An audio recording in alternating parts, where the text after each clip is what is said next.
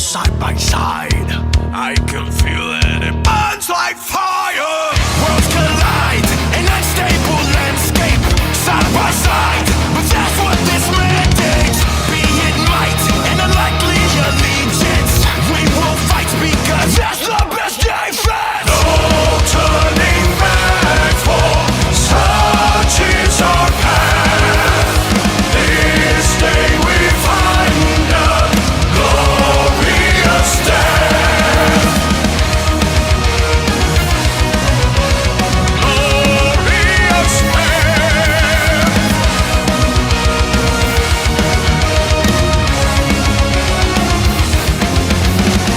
Our goal, our mission is clear, as we ride against a dark empire. By my soul, may the last thing they hear be the roar of this raging choir. Disobey the savagery mindset. Not today, we'll let loose and find it. Brutal will define our reaction. Rip out the throat of each one in their fashion. No turning back, for such is our path.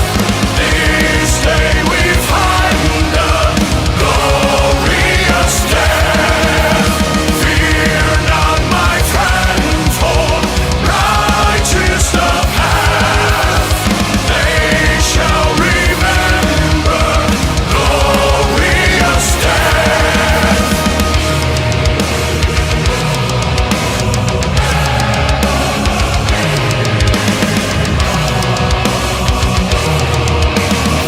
Glorious. The angels have fallen, my allies are beaten and broken down. I shed not a tear. After all, this is why we are here. A war we were not supposed to win. If I'm to die tonight, I'll kill every demon that stands in my sight. Go!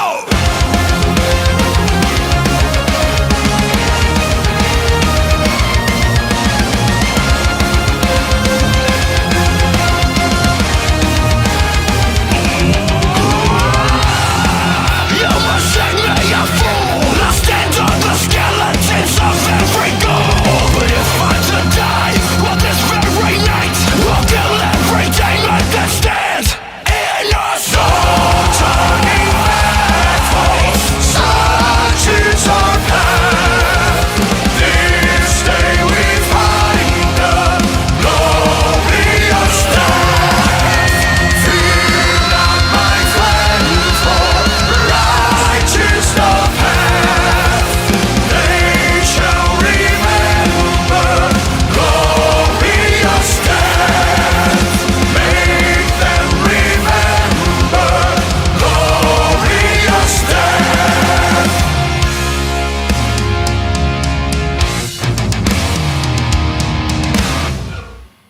Glorious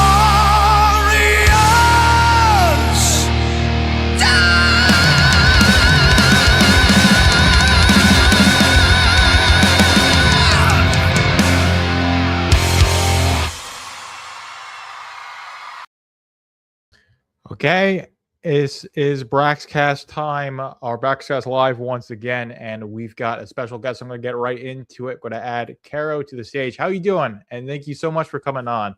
Oh, I'm great. My hair's very fuzzy. Oops, my bad. Hello, everyone. Thank you so much for inviting me today. Yeah, well, I appreciate you coming on. Despite all the I don't know things. But anyways, it's the holiday season. It's the end of the year. Everyone's being very reflective. I only got about half an hour or so to stream because I got family coming up here. So what has been the biggest takeaway for 2025? Of course, Dirty Deeds, that goes without saying, but we can talk about Dirty Deeds a little bit, but just in your own words, what made 2025 so great for the Rippaverse? Oh, so great for the Rippaverse? Well, I mean, the easy answer is the fans, because you guys came out in like force for like everything that we were doing. Because sometimes it's always like, oh man, I wonder if they're gonna like it, and then something drops, and they're like, we love it. I'm like, oh, good, excellent. Please keep liking things, or tell us when it sucks so we can fix it. Yeah, no, no, totally. And of course, speaking of the fans, we got Garfield in the chat. Always on these streams. We got CJ, we got John Long's box. I just reviewed Heroic Tales #2 yesterday. It's a fantastic book. He does great work. So the indie comic scene is much more than the Rippaverse, but of course, this is a Rippaverse live stream. So we're going to be talking about that. So really want to hammer in on Dirty Deeds. So of course, that short story came out in the 4th issue of the Rippazine. Everybody loved it, including me. Now Dude, you've got this it was ongoing series, it seems. So, what are your plans with Dirty Deeds? Because it's much more than the first issue. Like, what's like going on in your head with you and Evan, and just the whole creative process. well, real quick, because you keep saying Ripazine 4. Ripazine 4 is Catch and Kill. Ripazine 3 is Dirty Deeds. Yeah, I got it mixed up. Yeah, it's Yeah, Ripazine 3. I remember. yeah, I wish I was as cool as Catch and Kill, but I am not as cool as Catch and Kill. So I guess the plan is just to keep writing. But like, I was actually talking to one of the Dirty Deeds disciples in Discord before I joined, and they're like, "So is the second book like approved yet?" And I was like, "No, it doesn't get approved until you guys say you want more. It literally happens that way." Because that's the agreement that a publishing company usually has with a reader base, that if you guys don't read it and you don't like it, or rather if you read it and you don't like it, then we don't keep making it. At least that's how it works here. I know sometimes in some publishing houses they'll kind of be like, okay, well, we'll try one more book and see what happens, but usually the first book is the one that gets the most sales, and then that's it. Yeah, no, that is pretty typical. Although you can still have pretty successful series, even though you have the big first thing. I mean, this is ISOM 3.7 million, but it's still doing well. Imagine Dirty Deeds is going to be like that. So of course, Garfield's looking forward to Dirty Deeds. Evan Scale has a great art style, and this is a question for you. What's your favorite member of the Dirty Deeds crew? I'm going to say it's between Rinlin and Spingy for me.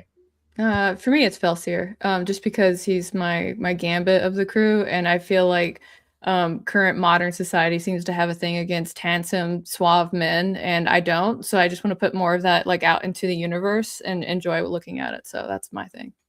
Yeah, no, I mean, masculinity and femininity have been just completely demonized in the modern culture. So, and of course, you've got that with Dirties. Of course, Rinlin, she's nurturing, but she can also be very assertive. And of course, she's got that form, especially, we see cover C of Dirty Deeds #1.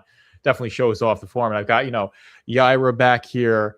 I've got, the Yaira statue back there. So there's no like the female form, the male form is something that is very much depicted in the Rippaverse. So with Dirty Deeds, I'm not sure how at liberty you are to say like anything about it, but if you were to do like, do you plan this out in like arcs? Because or are you just going like issue by issue? Because you said it gets approved on a per book basis. So as long as #1 does well, then you get to #2. So is that the mindset you have when writing, or do you have this like illustrious, complex, Lord of the Rings-esque scale story planned out in your head?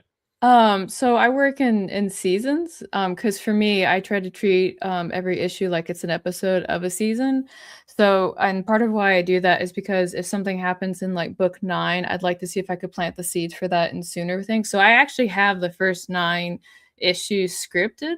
And so at any time when Eric's like, I'm ready to like do the next book, I can just like give it to him and we're good to go. I don't really want to be like the person that holds up the process. And I mean, and normally like I've had Evan look at script too, just to get his thoughts and feelings on it, because he is like the co-storyteller in this. And so there's like a couple of things that he gave feedback on that I'm gonna go back and tweak, for when we get to that point. I like to say when, I'm trying to be confident, but again, if you guys read it and you're like, you know what, this was pretty meh, then that's it.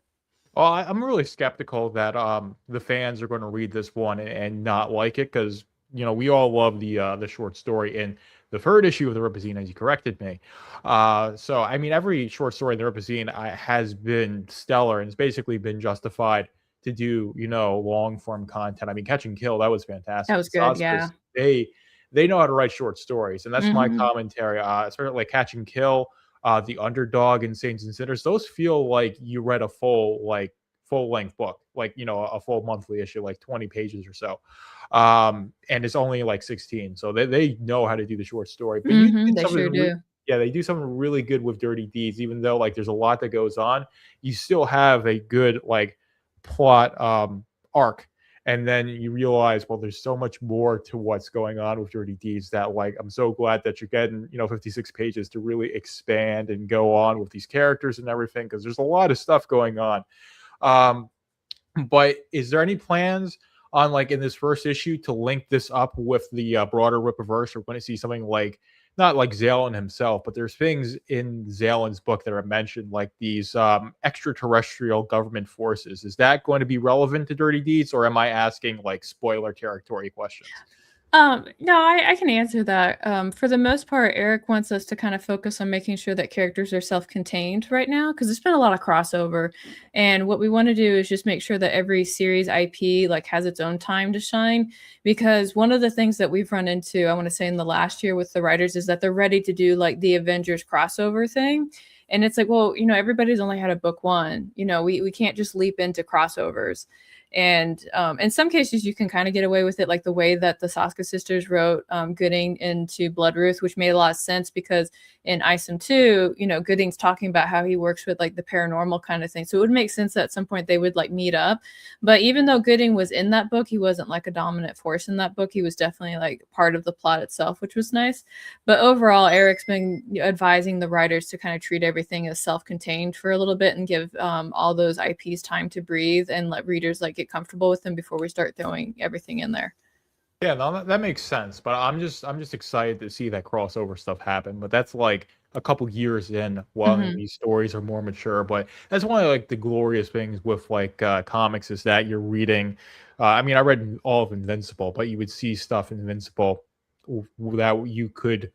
I don't know exactly what I'm getting at, but like it's more Marvel and DC, which I don't have the experience with. But you're reading Avengers and you see stuff from like Spider-Man or stuff like Mhm. that. You're reading like Batman, you see like something that's relevant in Superman. Mhm.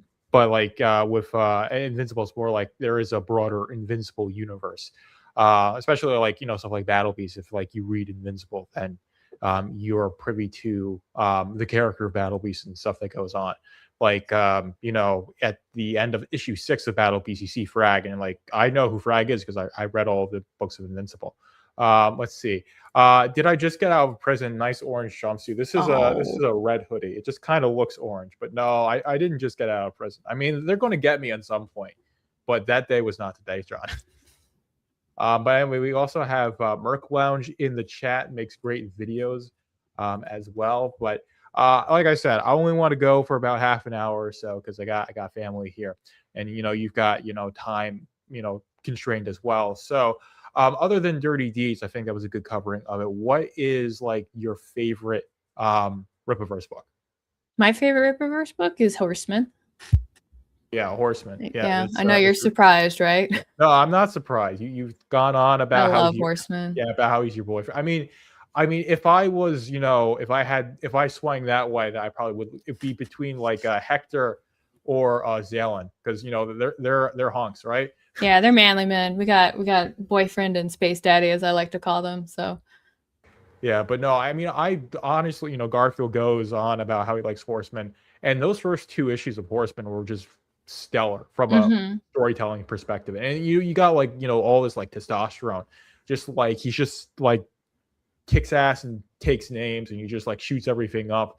And that's his like MO for everything. And it just feels very it gets the blood pumping. And then the way that second issue ends is like Chuck really threw us for a loop, because we as the community were saying, well, this falling out between Cal and Hector is going to happen.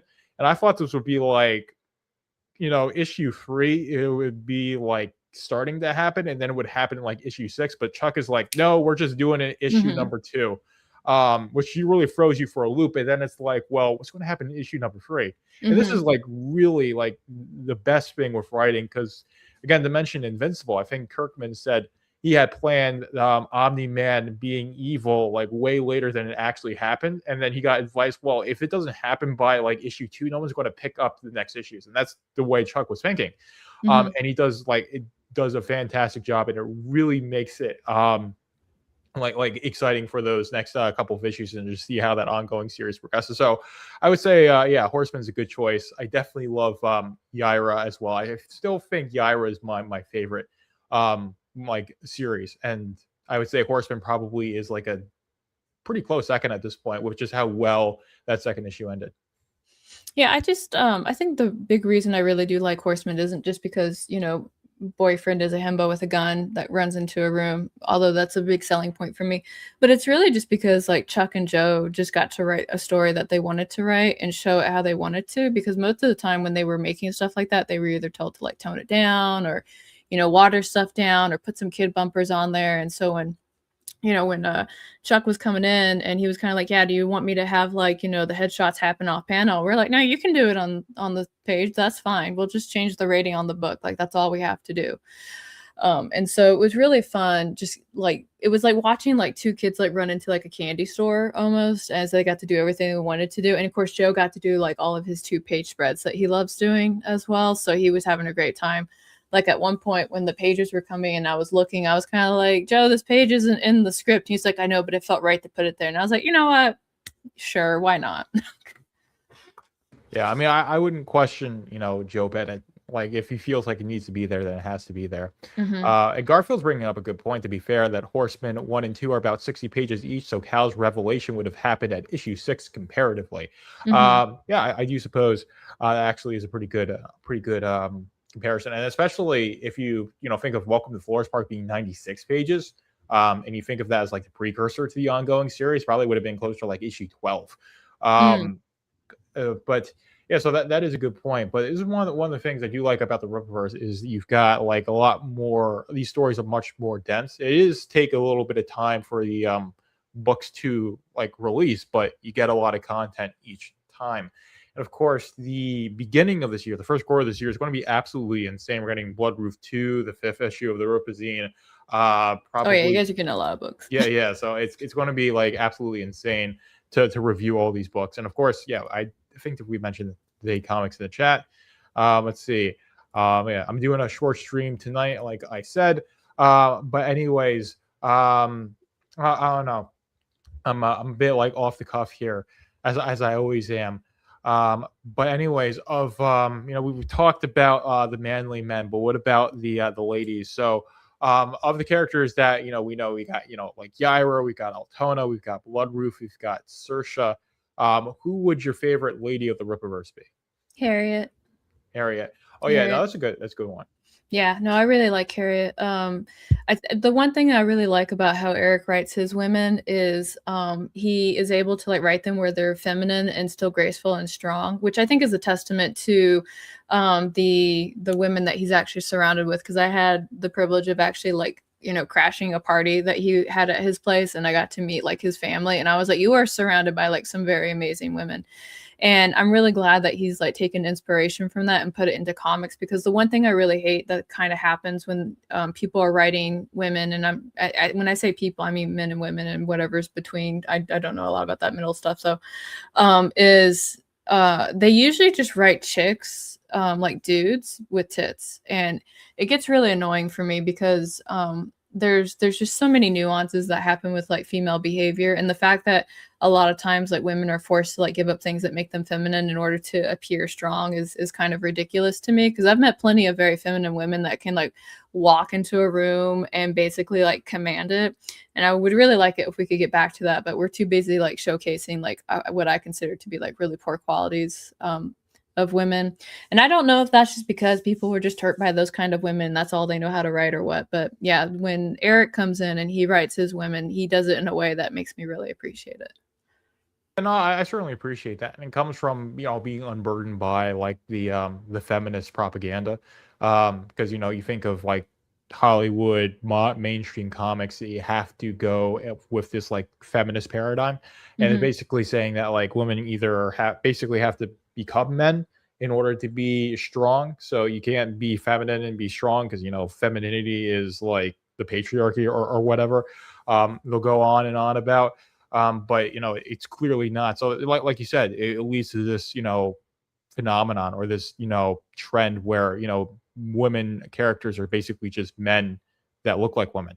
Mhm. And that's not a complex character. And then of course you can't have any sort of like good dynamics that's narrated humanity since the beginning of time. And that's why we say men are from Mars, women are from Venus. That's a very classic book. And this understanding each other, trying to resolve conflicts between the masculine and the feminine. It's like the source of so many stories, and we've really lost that as a culture. And Mhm. I definitely feel like the Rippaverse is, part of the movement that's injecting that back. So yeah, I do love Harriet's character on that basis. I love a character like Yaira because she is very fierce and strong, but she does have this softer side to her as Mhm. well. I would say Ingrid is like a little bit like that, but she's definitely a character that's very rough around the edges. Oh yeah, she total cop. Yeah. Yeah, exactly. But even so, it's like you still have that like it's not like a completely like butch character. Like she Mhm. still has like kind of a softness to her. And of course, in Chasing Ghosts, you see that she does have a heart over Wilkins, which again, Mhm. it's a very touching thing. And I think Az did a really great job of characterizing Ingrid. So just the more we get to see these characters, not only in just their ongoing series, but in short stories and cameos, the more we get to see that there is this mindset of letting the women be women, letting the men be men, and then the good stories just come out as a conclusion to that. Of course, John is asking, Galvin Knight, Go Getter, and Blue Shift have a race. Who wins? I don't know two thirds of those characters. Since like I'm still a comic newbie. I'm not sure if you do. Well, I don't want to answer anything until everybody reads Blue Shift. So there. Yeah. Yeah, that's a fair answer. So we got Emily Kruger. I've seen her in the chat before. So Hello, Emily. yes, hail to you. And then of course Garfield is saying the best woman in the Rippaverse is Bloodroof. I do really like Bloodroof's character, and of course that first issue of Bloodroof was really, really stellar stuff. So I guess with the Saskas, of course, writers on Bloodroof and Yaira, they did a whole bunch of short stories, or at least two that I know of. I'm sure you know of more that they've done. Catch and Kill and The Underdog, and then of course they're doing The Cursed and The Black Eyed Club. So what have the Saskas really brought to the creative process of the Rippaverse? And I think we can basically use that to tie things off of a bow here, since I only want to go for about another 10 minutes or so. Yeah, they bring a very cinematic feel to everything that's going on. When they read stuff and they have a suggestion, it's about how to make it like pop on the page a little bit more. And I really, with Bloodroof, that's definitely their element. Like they know what they're doing there. Like those pages come in, and it's like, well, there's not much for me to say in terms of like what you've written. So that's really nice, because sometimes I read scripts and I'm like, I might have to ask you to rewrite a whole bunch on here, but like with Bloodroof, like I personally think that that's probably their best work, hands down, and that's their playground. So it would make sense that they would go in there and they would just completely knock it out of the park.